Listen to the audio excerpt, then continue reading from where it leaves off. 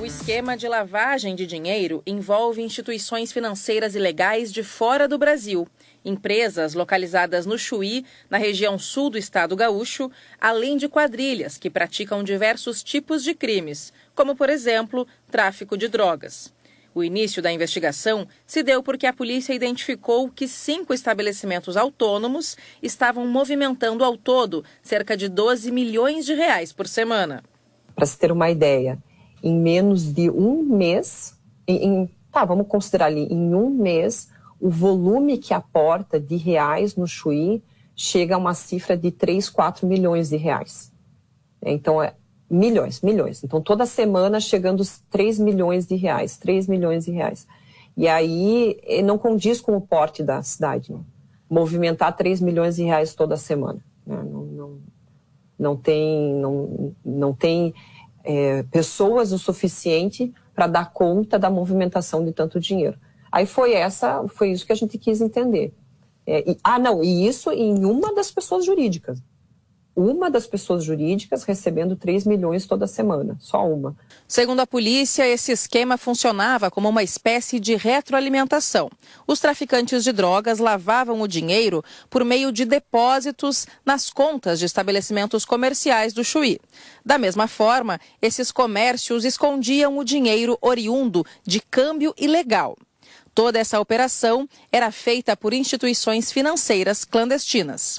A lavagem de capitais, ela precisa de pelo menos um crime antecedente. Você precisa ter um crime acontecendo, esse crime ele gera recursos e você precisa disponibilizar esse recurso higienizado. O tráfico de drogas, vendia drogas, gerava recursos que teriam que ser higienizados. Então, o que essas instituições financeiras clandestinas faziam? Elas faziam esse valor ilícito chegar na fronteira e para eles chegava como se fosse lícito. Porque eles tinham o dinheiro do câmbio que era ilícito, passavam para essas instituições e essas instituições disponibilizavam para o tráfico lícito. Então é como se fosse uma retroalimentação. Era um crime antecedente alimentando o outro. O dinheiro que era sujo aqui no câmbio legal se tornava limpo para o tráfico de drogas. Essa estrutura adjacente, ela disponibilizava limpo. E essa estrutura do tráfico de drogas que enviava o dinheiro dela sujo, mas que para o câmbio legal ele estava limpo.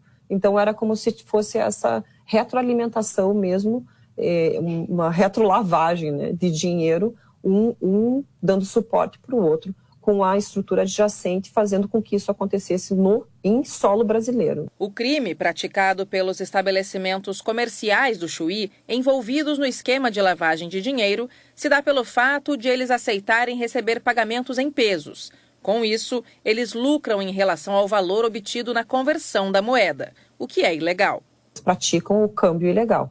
Então é como se eles tivessem uma mini instituição de câmbio em cada caixa, fazendo essa conversão de reais em pesos. Então eles recebem em pesos e aí eles ficam com pesos na mão.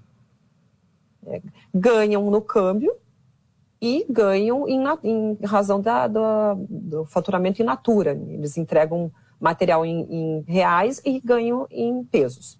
E aí o que eles vão fazer? Porque eles não podem pagar a mercadoria deles em pesos. Então eles precisam transformar em reais. E transformar o lucro deles em reais, e limpar o lucro também deles em reais. E aí eles entregavam esses valores para o Uruguai, e o Uruguai entrava nessa rede adjacente e fazia com que esse valor ficasse aqui em crédito, né? E aí eles recebiam do tráfico em reais. Entendeu? É como se eles não recebiam do tráfico, mas por meio dessa instituição financeira vinha o valor do tráfico. E aí que para eles chegava um valor em reais limpo, e esse valor que eles mandaram em pesos era transformado de alguma forma para chegar no tráfico de drogas. Conforme a Polícia Federal, esse sistema de câmbio ilegal traz sérias consequências para a economia brasileira. Algo que é uma cultura que tem que ser reavaliada na fronteira, porque é algo um tanto institucionalizado.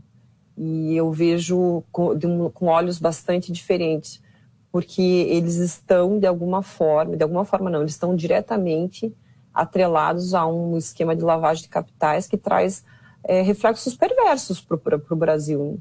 A questão do câmbio, fragilizar o sistema financeiro nacional. Eles fragilizam a moeda brasileira. Então, é preciso reavaliar a forma como as coisas estão acontecendo nas fronteiras do Brasil com relação a essa questão de crimes financeiros. É bem importante que isso seja reavaliado. E vocês viram que não